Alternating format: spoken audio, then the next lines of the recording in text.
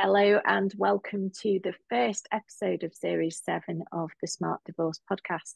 I'm Tamsin Kane. I'm a chartered financial planner and I will be your host today. I'm delighted to be joined by three experts in their fields. They're going to introduce themselves. I'm going to hand over first to Tom Nash, who is a divorce coach. Tom, welcome. How did I know I'd go first? Thank you for having me. Yes, I'm Tom Nash, otherwise known as Mr. Divorce Coach or the guy in the yellow chair. I'm one of the very few male divorce coaches in the UK. Hopefully there will be more in the future.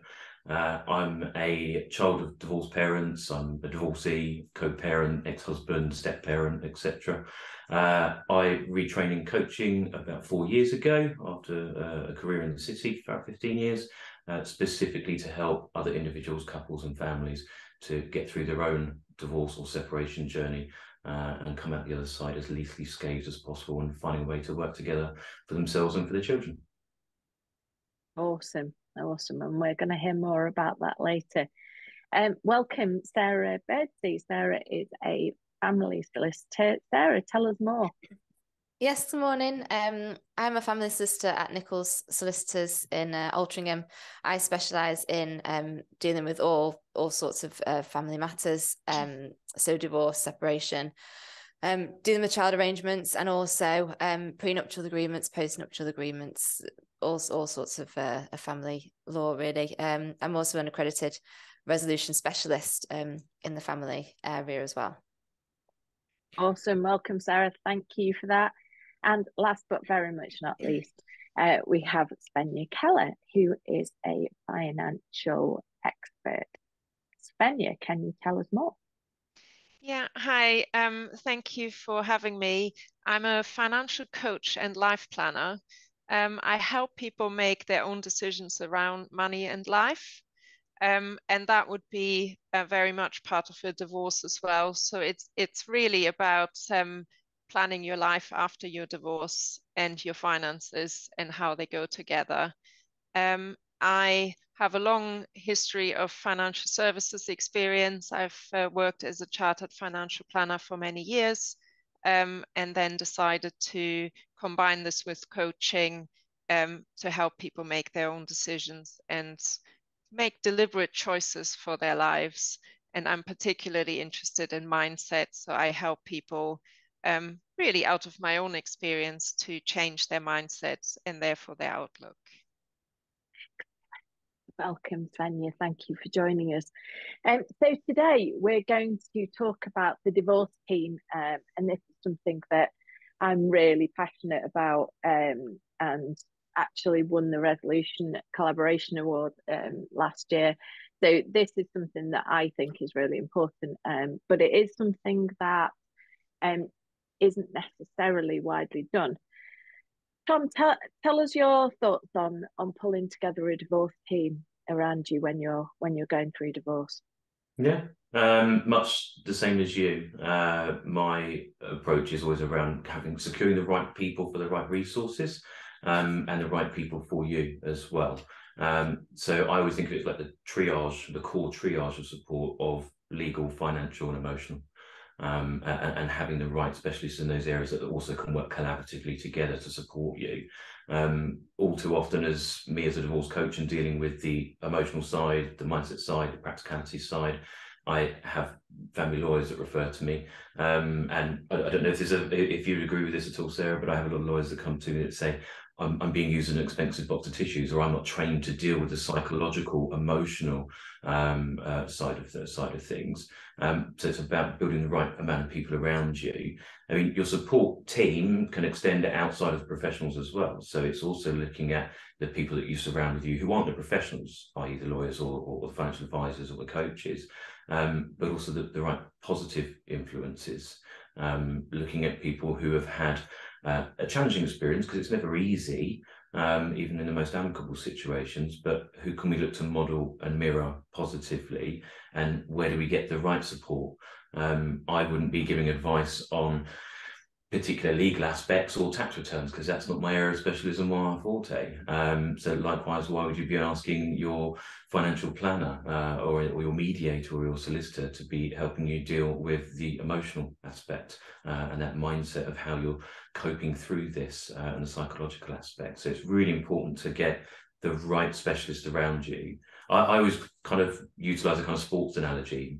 Pick any kind of major sports personality, Serena Williams, Lewis Hamilton, whatever.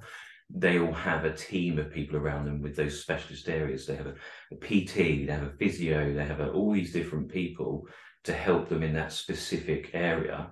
It's just about, the other thing is, and we'll probably get to it later, is having that team around you and spreading those different interactions and support mechanisms that you need can also help you manage things like the financial aspect and the time aspect and a whole host of other things that actually help you and can lessen the contentiousness, reduce the cost, and a multitude of other kind of things that it can help you with. Yeah, absolutely. Totally agree. Sarah, I'm imagining that the majority of people first contact you as a family solicitor before they move on to contacting perhaps Tom or Svenja or myself. What's your approach in terms of helping clients to build a divorce team? Yeah, so I mean, I totally agree with what you both said about, you know, building that team around you and having the right people doing the right jobs. You know, there are clients that sort of approach us and you can see sometimes from the outset or as the case progresses that they are sort of relying on us for that emotional support as well, or they want to phone to spend half an hour venting or crying or, you know, going through those emotional things. And you know, as obviously, you know, I've been through this situation myself as well, that divorce is hard, you know, and it's, and we do have that empathetic side, obviously, as family lawyers, but, you know, I'm not trained in dealing with all of that. And so really, I feel like it's our job as family lawyers to signpost them to, you know, divorce coaches, counselors, financial planners, to make sure that they're getting all of the right advice, you know, at the right time to get them through the process. You know, and you know, as Tom said, there's a whole host of people that you may need, and sometimes you know, clients see it as, oh, well, I don't want to get, you know, a divorce coach, for example, because that's another layer of costs. But it's not really another layer of costs. It's spending the right money in the right place. There's no point in paying me to do something that I'm not qualified to do. You know, my job is to deal with the legal aspects and get you from A to B legally. You know, if that's the route that you're going down, that you want to get divorced, well then, you know, my job is to get you through that legal process and get you to the point that you're divorced. But I can't advise you on, you know, the mindset, as Svenja said, you know, having that right mindset, having that plan of where you go after your divorce. You know, that's something that, you know, other people that are much more qualified to do. So yeah, you know, it's something that I do signpost people to. Obviously, you know, they'll do their own research or they'll make their own decisions there, but it's important for us as lawyers to you know, tell people about these other options, really, and who's best to advise them on those other aspects of it. Yeah, and I think that's a really good point, actually, because I think lots of clients don't realise that a team approach is a good plan. They kind of go off to the family solicitor and that's almost like, oh well, that's kind of all I need. And so I think that signposting is really important. What are your thoughts on this, Svenja? Yeah, I totally agree with everything that's been said. And I always say you don't know what you don't know. So how, you know, a lot of people would probably not know that coaches can help through a process, or that there are different professionals that can assist. And especially with your area, Tamsin, a lot of people don't know that there's so much complexity in the financial matters, especially the pensions. And I think it's just recognizing that divorce is a huge event in someone's life. And it's a complete change, and that will then it's recognizing that, and then it's identifying what are my needs and when do I have these needs. It's almost becoming a bit more rational about it, and then saying, right, if I need a doctor, I go and see a doctor. So I'm going through this huge change. So I need emotional support, so I go and get that from a coach, or I need to plan my life after divorce or want to change my mindset to look forward, so I go and speak to a financial coach or a life planner. So it's finding those needs. And the final thing I would add is it's also letting your professional advisors do the job that they are good at. So if you, as the client, start downloading because you've got no one else to go to your solicitor, you might be distracting them from doing what they are really good at, which is fighting your legal corner. And so it's almost assembling a team so that everyone can do the best that they can for you. Yeah, I think that's absolutely spot on. I think everything that you've said there makes complete sense. I think it might be useful because, as we've said, people don't necessarily realise that certainly the job that you do, Svenja, and the job that you do, Tom, are available to them, and how you can help. Svenja, can you tell us a little bit more about your role, about what you bring to the divorce process? Yeah, thank you. Because what I do is almost it's quite unique. It doesn't exist much in other scenarios. I would probably come much later in a divorce process, so I help people to kind of turn their view to the next phase and make it. Obviously, it's a hugely emotional, often quite negative process, and I try to help people to look forward, be positive about what's to come, and then put the money around it. I also help reassure people. So the financial side of what I do is really more to help those parties that might have not dealt with the finances before. So I handhold them. I help them start to understand how to do things and how they want to do things. How their partner might have done things might not have been the way that they want to do things going forward with their finances. So it's almost just, it's not, I don't like the word education because it sounds patronizing, but it's more empowering people to understand their finances and how they want to manage them. And quite often that then links to you, Tamsin, because I don't do the regulated advice. So that would then lead to helping people find their own advisor. But it's really more an empowering situation, of an empowering service to say, okay, you've gone through this, now let's look forward, let's prepare you in the best positive way. Fantastic. So most people are coming to you once the financial settlement's done or nearly done to design their new chapter. Have I kind of got that? Yeah, that's right. Some Fantastic. People start a bit earlier if they just want a positive outlook, but a lot of them find it a bit too difficult to start while they are going through that turmoil. So they come to me once they have clarity on what's available to them, and then they start looking, right, new chapter in my life. How can I plan my life? What do I want? And I just help them to see the positives and look forward to it, and then plan the money side around it. Brilliant. I love that. I love all the things that you said about positivity, and because I do think that it feels like a really negative process to go through, but actually there can be huge positives about coming out the other side and designing the life that you want without having to compromise for another person. Tom, I know divorce coaches, I think we're gradually in the UK starting to know about divorce coaches, and it's starting to get the word out a little bit further, but they are still not as well known as I know that we would all like. So could you tell us a little bit more about what a divorce coach is and does, and perhaps a bit about how they differ from a counsellor or therapist or other emotional support that's out there? Yeah, absolutely. So coaching in just its core essence is less past focused, let's say, as traditional talk therapies or counselling. And there can be some crossover because you do have counsellors and therapists that also do elements of coaching and vice versa. So I myself am not a counsellor or a therapist, but I'm trained in various psychology-themed treatments, things like neurolinguistic programming, cognitive behaviour therapy, and things like that. So a good friend of mine and a good friend of ours, Tamsin, that we know, Sue Palmer Khan, has a lovely analogy, which I'm going to steal, so I'm just crediting her with it, and she is a psychologist and a coach. I love this analogy, but the example she uses that a therapist or a counsellor is, imagine you're walking down the road with all of your life stuff in a suitcase, and you get to your crossroads.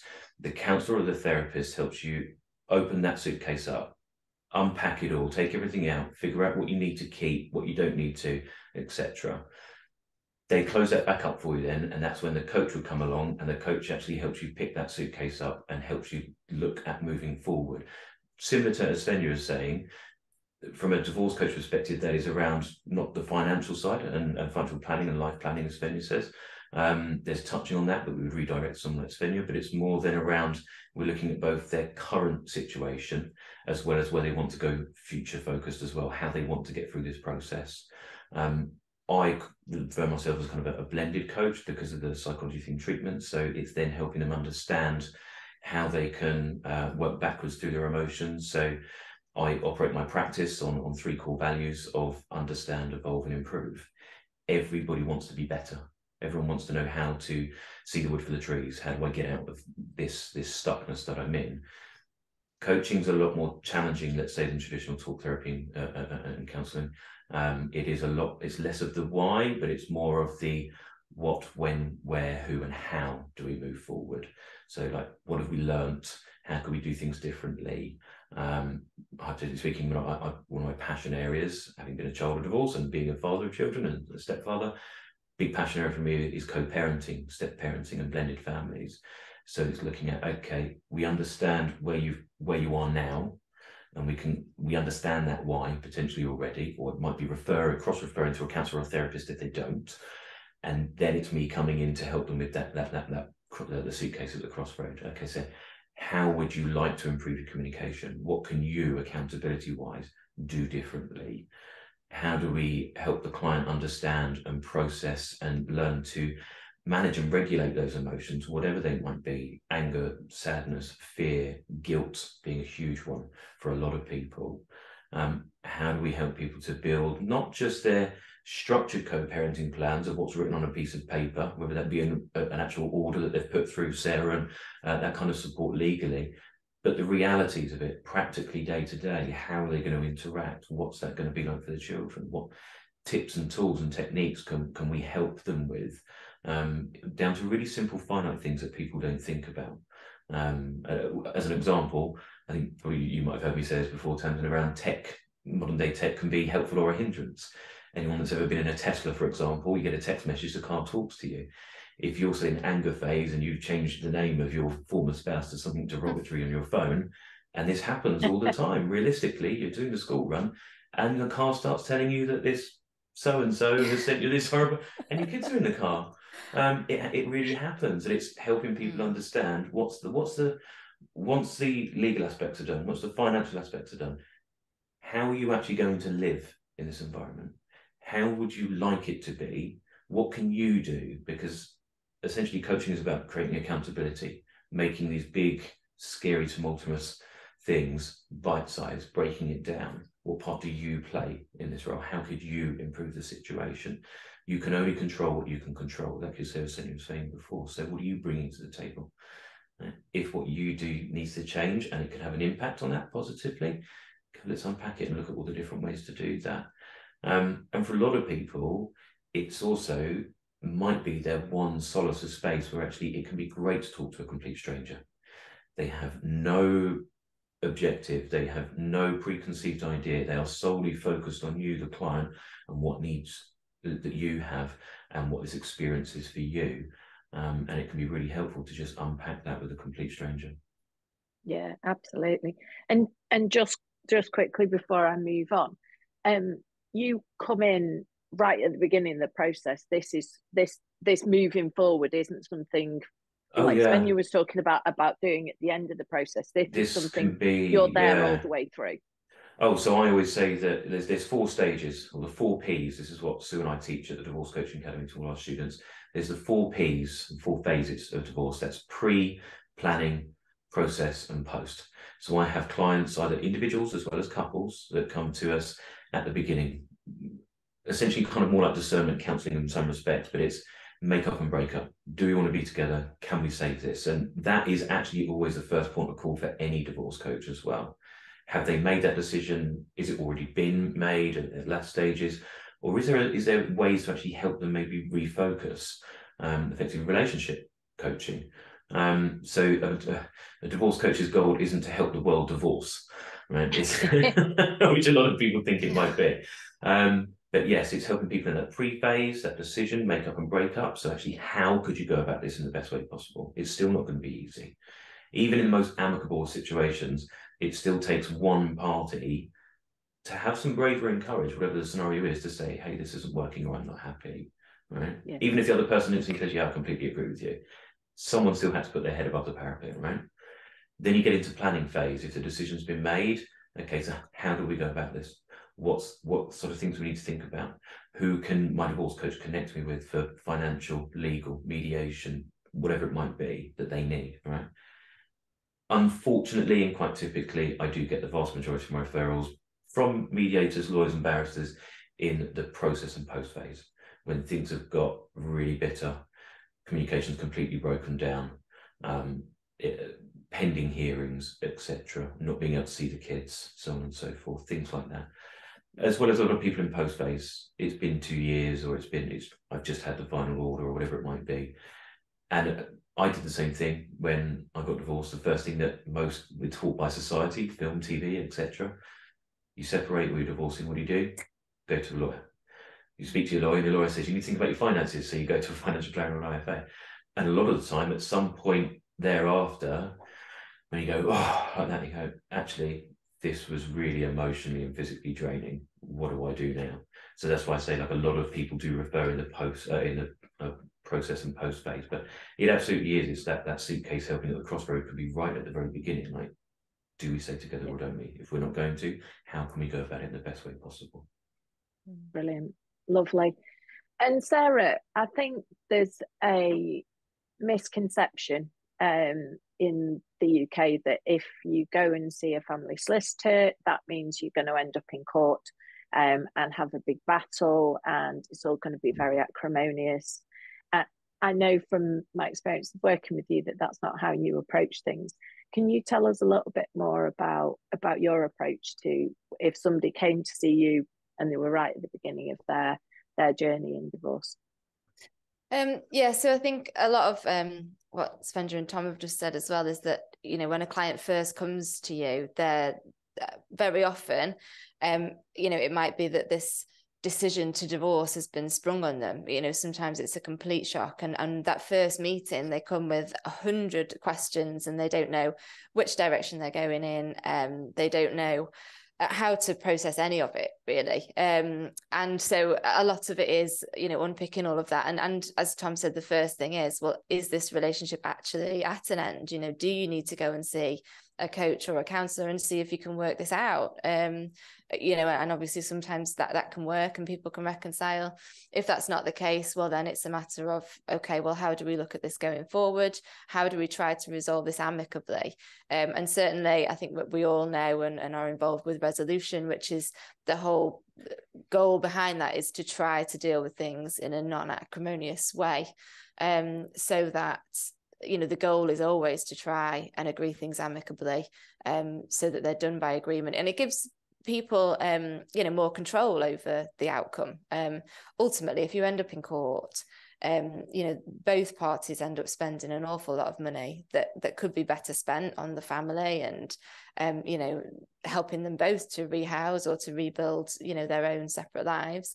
And it also, you know, it does make relations between them more difficult. There's no doubt going through that court process. So really that is only to be used where it's absolutely necessary. I mean, there are scenarios where you do have to issue court proceedings if the other party isn't cooperating, or if they're not providing the information that you need or disclosure, or they're just, you know, the parties are just miles apart in terms of what they're seeking. But certainly our approach is, you know, let's try to do this amicably. And I often find that actually when the other party first instructs a solicitor, the most helpful thing to do is just pick up the phone and have a conversation with the solicitor, because it can be easy to get into that correspondence, you know, sending long letters about all of these issues. And actually, if you can just pick the phone up and take the heat out of things from the outset, it does have a good impact on the relationship in terms of the two solicitors working together. But it also sort of gives that reassurance that, you know, look, this isn't a battleground. This isn't, you know, a fight to be had. This is us working together to try to, you know, reach a solution really that works for everybody. So that's, yeah, our approach is, you know, let's try to do this as amicably as possible. It's always a difficult process emotionally, and it's really interesting actually to see clients go through the process, because say that from that first meeting, they come with 100 questions and no plan really. And my analogy is that I always think that it's almost as if you're on a train and you're going in one direction, and then all of a sudden someone says, no, you've got to get off the train, you're going somewhere else, but you don't know where yet. You know, you've just got to sort of get on a different train in a completely different direction and trust that you're going to end up somewhere that's better. And very often clients do, you know, when they get to the end of that process, they've got the positive plan going forward. It's, you know, it's lovely to see that transition and for them to get to the end of the process and be positive about the way forward. But it, you know, it is very much a process. It's a roller coaster, you know, of emotions, and it's not easy. No, absolutely. I've likened it many a time to a caterpillar going into the chrysalis phase, and that's the divorce process itself. And then when they come out the other side, they become this butterfly, and they've grown these wings, and that's where Svenja comes in and helps with the life planning aspect. Svenja, I'm just wondering, what, from your point of view, what's the desired outcome? When you feel like you've done a really great job for your clients, what does that look like? That's a really good question. I think in one word or in one short sentence, I would say they feel in control of their finances, their life going forward. But there's more to it. I think there's a more positive thing. They have a positive plan that is realistic, so the finances will support it, but it's also exciting for them. So it's a new life that their finances can support, and they feel like they understand how they can support themselves, and they have full control over what they're doing. Excellent. And do you find that people often change direction in terms of work, for example? Do they often, or area, or do they have a big change from the end of their divorce process? I mean, I deal with a lot of more vulnerable people that have been maybe through a more controlling relationship. So a lot of people that are maybe a bit more vulnerable financially as well. They've maybe never dealt with the finances. So a lot of well, it's very different. It depends on the person as always, but I've had people who had really clear plans where even I thought, wow, that's ambitious and good for you. And, you know, even especially coming out of quite a controlling environment where they weren't allowed to do anything. And all of a sudden they were planning a business and having loads of ideas. And other people just want a more quiet life. You know, they just want to continue similar to how they were before, just want to make the finances work. But I love the people that have the ambition to just reinvent themselves. I love it. It's just so lovely to see. It's really nice to watch them grow those wings and become the person that they want to become. And, you know, that is the positive side of coming out the other side of divorce. And it isn't necessarily an immediate thing, is it? You know, you get the decree absolute or the final order as it is now, and you go, right, now everything's changed. You know, it can certainly take some time, can't it? And Tom, you mentioned earlier about other professionals or non-professionals that might be involved. From a professional side of things, you know, we talked about the emotional support, the financial support, the legal support. I think that's obviously the core of the team. What other places do you go to with clients that might be able to support them moving forward in divorce? What other professionals can be useful to be brought in? It's kind of endless in some respects, because it depends on the uniqueness of the individual. Just as Svenja was saying, if I have a client who, let's say, they haven't worked for a few years because they were the primary carer, it might be a case of getting them in with a career coach, getting them to look at their CV. Fortunately, I spent 15 years running recruitment businesses, so I can help them with that myself anyway.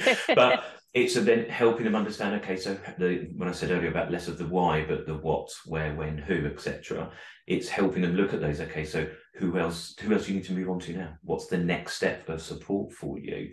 That might be co-parenting courses and co-parenting specialists like Kids Come First, etc., and those kind of things. It might be about their career. It might be I have a lady in central London. She deals with quite high net worth individuals, and she is a decluttering specialist. And she comes in, she's like, right, let's kind of like completely feng shui the whole place.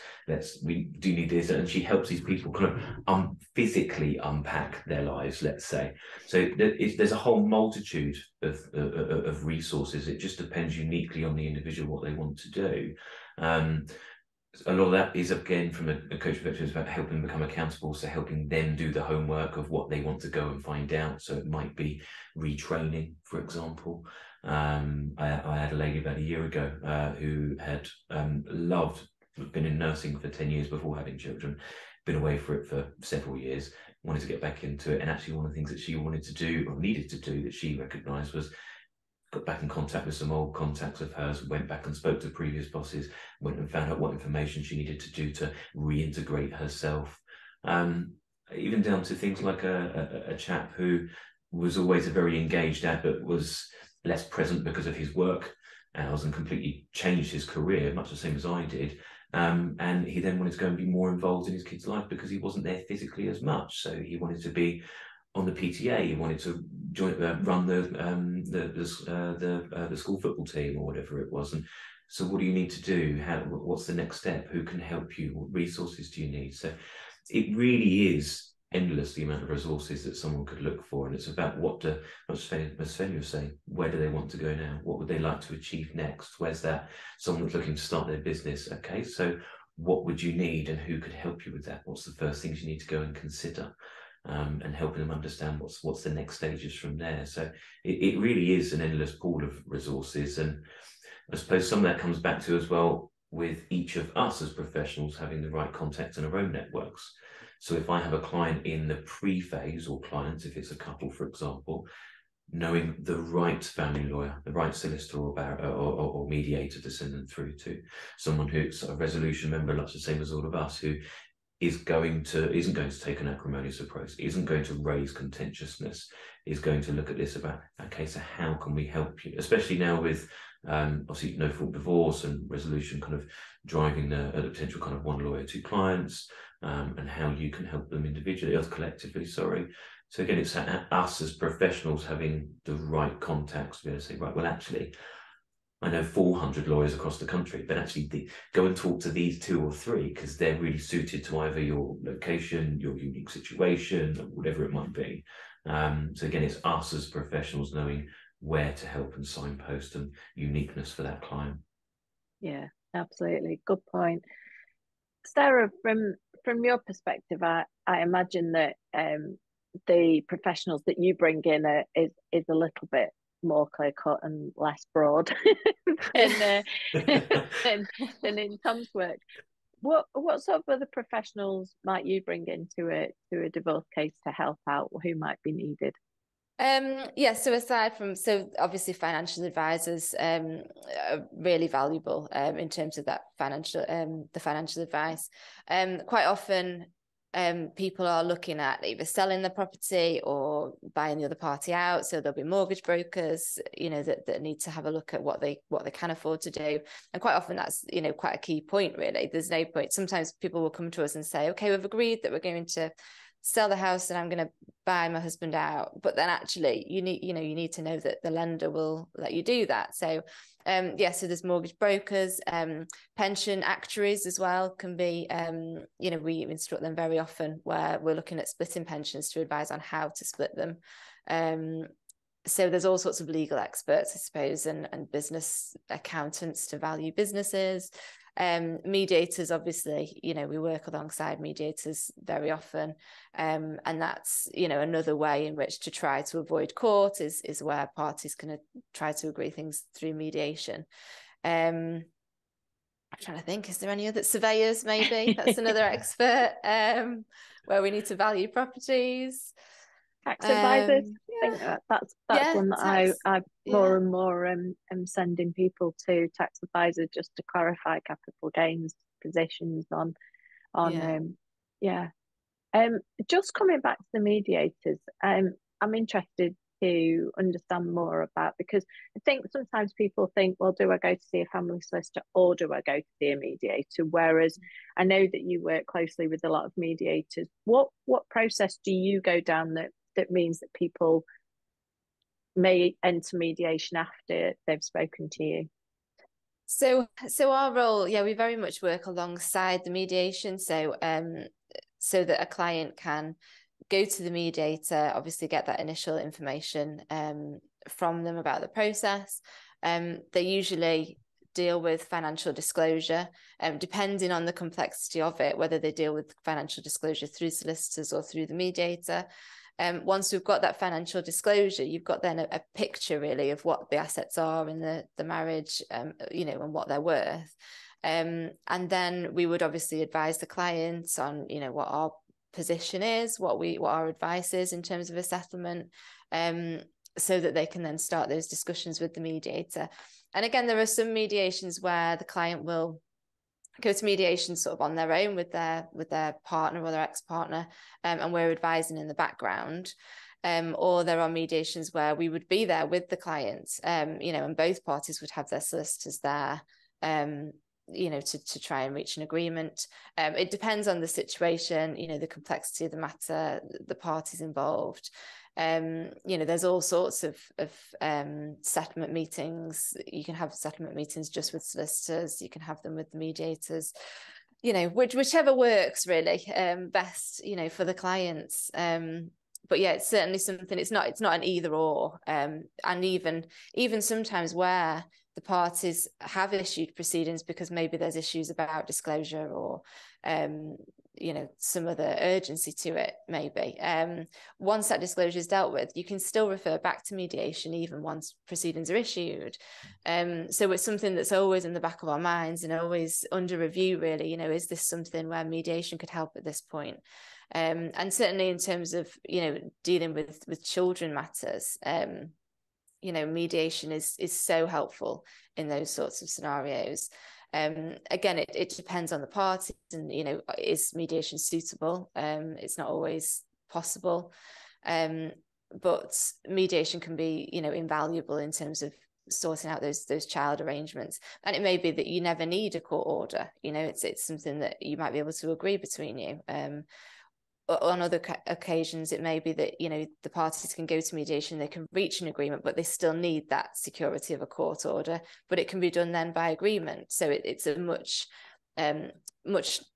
shortened process, much more straightforward for them. Fantastic. And there are so many options with mediation now, aren't there? There are ways in which you can mediate even if you have been in an abusive relationship that Svenja was referring to earlier. We all come across far too often where there's coercive control or financial economic abuse, even if not physical. There are still options within mediation now that doesn't make it a no-go, which obviously it has been in the past. I'm just going to do a quick round through you all just to see if there's anything that any of you would like to add, because we are coming to the end of our time together already amazingly. Tom, any final words from you? I think we've covered pretty much everything in terms of your divorce team, if you like, both professionals and non-professionals. I suppose it is just more around ensuring that you've got the right versions of that team. So much the same as when you're going to put your house on the market, you don't go with the first estate agent, you have 2 or 3 and take a value of the market. So, or take the people that were referred and tried and tested. So, like, again, I collaborate and work very closely with a lot of family lawyers and mediators. It's not about taking clients or work away from them. It's about supporting them to give them back a more congruent, less emotionally charged client. So it's also about how are they working together as the professionals, and who are they cross-referring to and how are they working. And again, I think that's part of our roles as the professionals, that when we have a client come to us at whichever stage, us also sense checking who else do they have in their support network. What other professionals might they need, and indeed are they the right ones, and how we introduce them, so that how we build that team to prop up that client around them. So I think it's just really important making sure that you've got the right team around you, and looking at their credentials, their experiences, their recommendations, how they uniquely focus for you as a client. Again, I have other coaches that cross-refer to me, for example. Again, I'll use Sue as an example, where she's had clients come to her that are struggling with their co-parenting communication.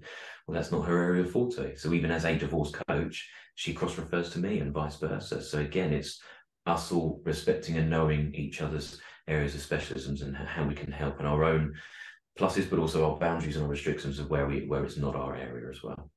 No, absolutely. I totally agree with that. And also understanding and helping clients to understand that bringing other professionals in does not necessarily mean that they're going to end up with a much bigger bill. In fact, if they've got the right emotional, financial and legal support, they're actually likely to have, as you say, spend less over time. It's just that it's across 3 professionals rather than just with one. So I appreciate that. Sarah, anything you'd like to add? Yeah, I totally agree with what Tom said in terms of, do your research. It is important to have the right people helping you. You do need that team behind you, but you're not always going to gel with the first person that you meet, the first divorce coach, the first family lawyer that you speak to. It's important that you have that rapport with them, that you do trust them, that you can communicate with them. Everybody's different, aren't they? You need to be able to speak to and trust your advisors. So do your research, and make sure that they are the right fit for you. But as we've all said, it is important to have the right people doing the right job for you, because it's a life-changing event that you're going through, and these are really big decisions that you're making in terms of financial, or how you're going to work your family life, your family arrangements, your career, around this new life that you're building. So it's important that you get that right, and I think you can't underplay that at all, really. No, you're absolutely right. And I think the rapport thing and the getting on with whoever's in your team is vitally important, because it can take, it's not a 5-minute job to divorce. You're going to be speaking to these people quite a lot over the next, certainly, few months, and quite often onwards from that. So you do want to make sure it's somebody that you can get on with and that you trust. Svenja, anything you'd like to add? Yeah, it's really an extension to that. It's the client needs to make sure that all the people you work well with you, but also that they all work well with each other. I think that collaboration bit is really important, because if as a client you have to start bridging the communication between different people, or there are some kind of egos that are playing against each other, that becomes even more difficult and an even bigger burden in a time that's already difficult. So assembling a team that collaborates really well, I think, is always for the benefit of the client. And then it goes back to just realizing what do you need when, and realizing it is such a huge part or change in your life that you really need to accept or to realize that, and then work with whoever you can in the moment that you need them. Yeah, absolutely. That's a really perfect way of finishing today's episode. Just remains for me to say a massive thank you to Tom, to Sarah and Svenja. Their contact details will be in the show notes if you'd like to get in touch with any of them. If you need their help, please check out the show notes and you'll be able to contact them that way. Thank you for joining us. We will be back again in a fortnight, and I hope you have a great day, and we look forward to seeing you again soon. Thank you.